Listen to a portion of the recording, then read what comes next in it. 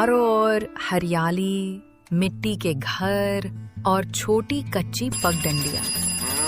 लेकिन इस गांव के एक कोने में एक छोटा सा घर जिसमें मधु की दुनिया सिमटी हुई है। एक ऐसी दुनिया जहां उसके हिस्से में सिर्फ आंसू और ताने हैं। अरे ओ करमजल्ली, उठ, कितनी देर तक सोएगी? बस खा और सो, यही काम रह गया है तेरा। माँ बाप को खा गई, अब क्या मेरी बेटी और मुझे भी खा जाएगी? सरला जोर से लात मारती है। मधु दर्द से कराह कर उठ जाती है। माँ, मैंने क्या किया है? मैं इतनी बुरी हूँ क्या? अरे हाय हाय, क्या नौटंकी लगाकर बैठ गई? उठ, घर में ढेरों काम पड़े हैं, सब काम निपटा और नीतू मौसी के घर भी जाकर बर्तन झाड़ू पोंछा करना है। तेरे बाप ने तकसान नहीं छोड़ रखी जो घर चलेगा। मधु के पेट में सरला के लात मारने की वजह से बहुत दर्द हो रहा था, लेकिन वो नहीं उठती तो भी उसे और मार पड़ती। जैसे तैसे उठकर वो घर के काम में लग जाती है। झाड़ू लगाती है, बर्तन धोती हैं, खाना बनाती हैं। अभी सब काम से निपटी ही थी कि सरला आ गई। कितनी देर लगाती है? एक काम को जाकर नीतू मौसी के घर काम करके आ। मधु गोमती को देखती है नाश्ता करते हुए और उसकी आंखों में आंसू आ जाते हैं। माँ, कुछ खाने को दे दो, बहुत भूख लगी है। फिर चली जाती हूँ। हाँ कलमुही, मेरी बेटी को खाते देख तेरे तन बदन में आग लग गई, नजर लगा रही है। सरला फिर मधु को मार में लगती है। मधु माँ की मार खाके नीतू आंटी के घर काम के लिए निकल जाती है। नीतू जमींदार साहब की पत्नी थी। आ गई, कुछ खाया नहीं होगा, चल पहले कुछ खा ले बेटा। काम का तो बहाना है, पर तू खुदार है, काम करे बगैर मुंह से कोई मदद नहीं लेगी, इसलिए तेरे से काम भी करवा लेती हूँ और इस तरह तेरे घर में कुछ पैसे भी पहुँच जाते हैं। मधु को बहुत जोरों से भूख लगी थी, पर फिर भी वो खाने के लिए मना कर देती हैं। नहीं आंटी, मैं खाकर आई हूँ, माँ ने खिलाकर ही भेजा है। मधु की ये बात सुनकर नीतू स्तब्ध रह जाती है। वो हमेशा ही कोशिश करती है मधु को कूच खिला दें, पर मधु हाइकी कभी भी उसके घर कूच नहीं खाती, बस चुपचाप अपना काम खत्म कर चली जाती है। मधु नीतू मौसी के घर का काम खत्म करके वहीं पुराने मंदिर पहुंचती है, जहां अक्सर वो जाया करती थी। जब भी उसे उसकी सौतेली माँ बहुत मारती, उसका दिल दुखों से भर जाता। वो अक्सर उसी मंदिर में पहुंच जाती। ये मंदिर गांव से दूर जंगल में था, जहां गांव वालों का आना जाना कम ही था। उस मंदिर में नाग देवी की मूर्ति थी। मधु अक्सर अपने दिल की बात उस मूर्ति से करती है। उस मूर्ति में अक्सर वो अपनी माँ को खोजते रहती है। माँ, मेरा इस दुनिया में कोई नहीं है। माँ है लेकिन वो मुझे अपनी बेटी नहीं मानती। बहन भी है लेकिन वो भी माँ की तरह मुझसे नफरत करती है। क्यों पता नहीं। माँ कहती है मैं मनहूस हूँ, पैदा होते ही अपनी माँ को खा गई और पापा भी मेरे वजह से मर गए। क्या माँ, मैं इतनी बुरी हूँ? कोई मुझसे प्यार नहीं करता? आज सुबह से कुछ नहीं खाया है, मार के सिवा। क्या मेरी जिंदगी हमेशा ऐसे ही चलती रहेगी? देवी माँ, आप मेरी माँ नहीं बन सकती? पापा कहते थे भगवान चाहे तो सब कुछ हो सकता है। अब चलूं माँ? नहीं तो माँ फिर मारेगी। मधु मंदिर से अपने घर की ओर जाती हैं। सरला घर के बाहर ही खड़ी मिलती है। मधु जैसे ही पास आती हैं, वो मधु पर बरस पड़ती है। कहाँ मर गई थी, कहाँ ताला मुंह कर रही थी? नीतू के घर से तो कब की निकल गई थी। मधु डरते हुए सरला से कहती हैं, माँ, जंगल में एक मंदिर है, उसमें नाग देवी माँ की मूर्ति है, वही मंदिर में गई थी। झूठ बोलती है, उस मंदिर में तो कोई आता जाता नहीं है। वो मंदिर तो कब से बन पड़ा है। उस मंदिर में कौन सी पूजा करने गई थी? कहीं और गई होगी। वहाँ कोई होता तो है नहीं जो कह सके तू वहाँ थी। आसानी से झूठ बोल सकती है। इतना कहकर सरला उसे फिर मारती है। माँ, मैं झूठ नहीं बोल रही हूँ। हाँ हाँ, झूठ पर झूठ बोल। मंदिर के नाम पर कहीं और जाती फिरती है, कहीं कुछ उच नीच हो गई तो दुनिया तो यही कहेंगी, सौतेली माँ ने ध्यान नहीं रखा। अब से तू वो मंदिर में नहीं जाएगी। बंद मंदिर में भगवान नहीं होते, समझी? मधु कुछ नहीं बोलती, पर उसके नन्हे मन में ख्याल आता है। बंद मंदिर में भगवान नहीं होते तो मुझे क्यों ऐसे लगता है? वहाँ माँ है, माँ कुछ खाने को मिलेगा। सुबह से कुछ नहीं खाया। सरला एक ग्लास में पानी और 2 सूखी रोटी लाके रख देती है। ले ठूस ले, सुबह से खाना खाना की रट लगाए हुए थी। मधु 2 सूखी रोटी और पानी को देखती है। उसके आंखों से अश्रु की धारा बह निकलती है। वो कहती कुछ नहीं, कुछ बोलने का मतलब और मार।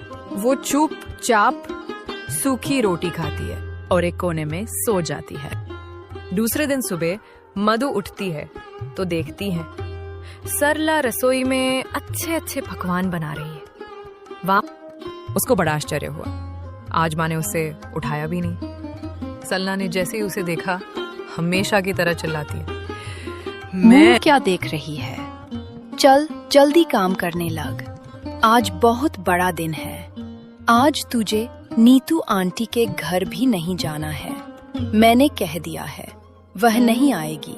आज घर में बहुत काम है। मधु से रहा नहीं गया। उसने डरते डरते माँ से पूछ ही लिया, आज कुछ है क्या? सरला ने उसे पहली बार सीधे मुंह जवाब दिया, हाँ, आज मेरा भाई आने वाला है। आज रक्षाबंधन जो है, और मेरा भतीजा भी आने वाला है। चल अब ज्यादा सवाल मत पूछ, आज मेरा मूड अच्छा है। तेरे फालतू सवालों से मेरा मूड खराब मत कर। बर्तन धोना है, झाड़ू पोछा करना है, बहुत काम पड़ा है। गोमती को उठाकर नाश्ता भी दे देना। मैं बाजार जाकर राखी खरीद लाती हूँ। इतना कहकर सरला झोला उठाकर बाहर निकल जाती है। सारा काम खत्म करके वो गोमती को उठा के नाश्ता देती हैं, लेकिन खुद नहीं खाती है। एक दिन उसने माँ से बिना पूछे खा लिया था, तो सरला ने उसका हाथ जला दिया था। उस दिन से मधु इतना ज्यादा डर गई थी कि बाहर भी उसे कोई कुछ खाने को देता है वो नहीं खाती। सब काम निपटाते हुए दोपहर हो जाती है। सरला बाजार से लौट आती है। माँ, बहुत भूख लगी है। सरला तीखी निगाहों से मधु को घूरती है। ये तो मैं जानती हूँ, तू मेरी बेटी से जलती है। आज तूने बता भी दिया। हो माँ, समय तो देखो, दोपहर हो चुकी है। मधु ने मुझे नाश्ता दिया था। हाँ, मेरी बच्ची बहुत भूखी होगी। अभी तेरे लिए कुछ खाने को लाती हूँ। कुछ खाना बनाया नहीं? नहीं माँ, झाड़ू पोछा, बर्तन धोना था, कपड़े भी बहुत धोने के थे। घर में मेहमान आने वाले थे, अच्छा नहीं लगता। रोज तो सारा घर का काम करके नीतू आंटी के घर भी काम करने चली जाती थी, पर आज महारानी से घर का ही काम नहीं हुआ। सरला ने गुस्से से मधु की पिटाई कर दी। मधु मार खाती रही और रोती रही। जाकर खाना बना। ओ हाँ, गोमती दीदी को थोड़ी मिठाई लाकर दे जो मैंने सुबह बनाई थी। मधु गोमती को अलग अलग तरह की मिठाई लाकर देती हैं और खाना बनाने चली जाती है। माँ बेटी दोनों मिलकर मिठाई खाती है। बीच कुछ देर बिताई था कि सरला का भाई रवि और उसका बेटा राहुल आते हैं। सरला और गोमती उन लोगों को देखकर खुश होती है। भैया, इतने साल बाद आए हो। आज तो घर में जैसे दिवाली हो गई। अरे दीदी, आपके हाथ के लड्डू खाने का मन कर गया था, इसलिए सोचा इस बार रक्षाबंधन पर यहीं आऊं। अपने भाई और उसके बेटों को पलंग पे बैठाती है। जा बेटा, आरती की थाली ले आ। मामा की आरती उतार कर राखी बांधना है। फिर तू अपने भाई राहुल को राखी बांध देना। मधु रसोई के दूसरे कमरे से धीरे धीरे आती है। वो चुपचाप एक कोने में खड़ी हो जाती है जहाँ से वो सब मधु के दिल में एक मासूम ख्वाहिश थी। क्या उसे भी कभी कोई बहन कहेगा? क्या उसे भी राखी बांधने का मौका मिलेगा? गोमती आरती की थाली लेके आती है।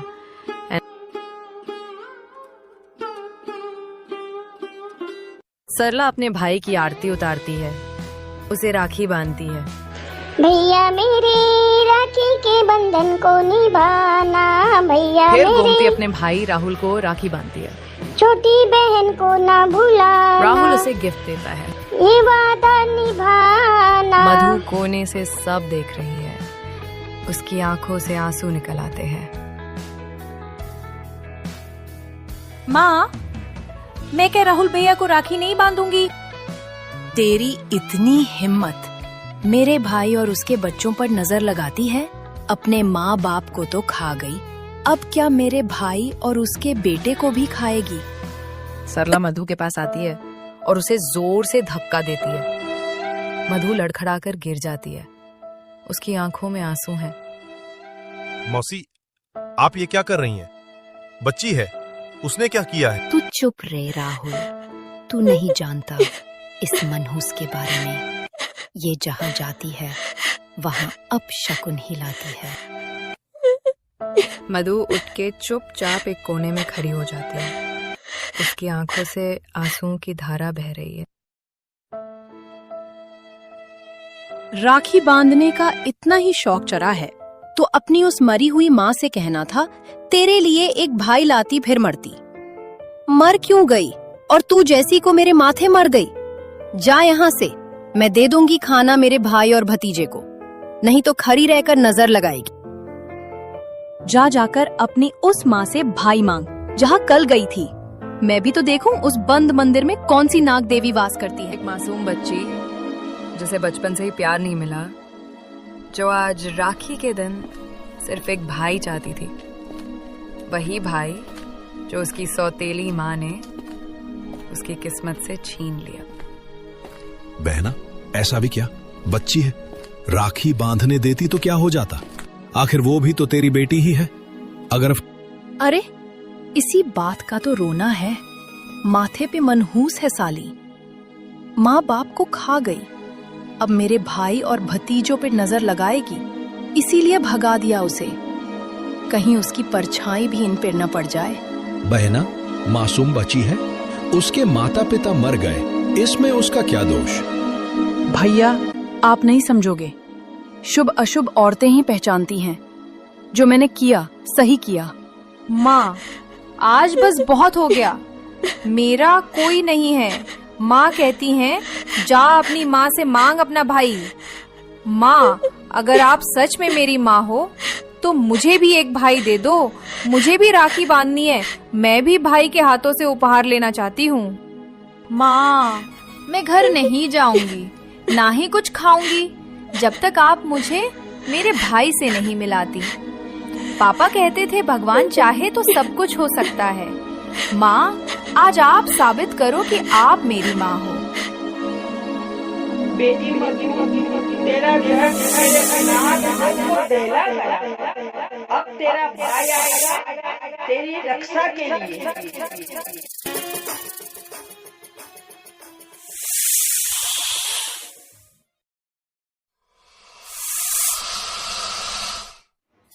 बेटा नागेश्वर, जाओ, धरती लोक में तुम्हारी बहन राखी बांधने के लिए इंतजार कर रही है। जाओ और अपना फर्ज पूरा करो। जो आ गया मातेश्वर। धरती लोक में एक दिव्य आभा फैली और नागेश्वर प्रकट हुए।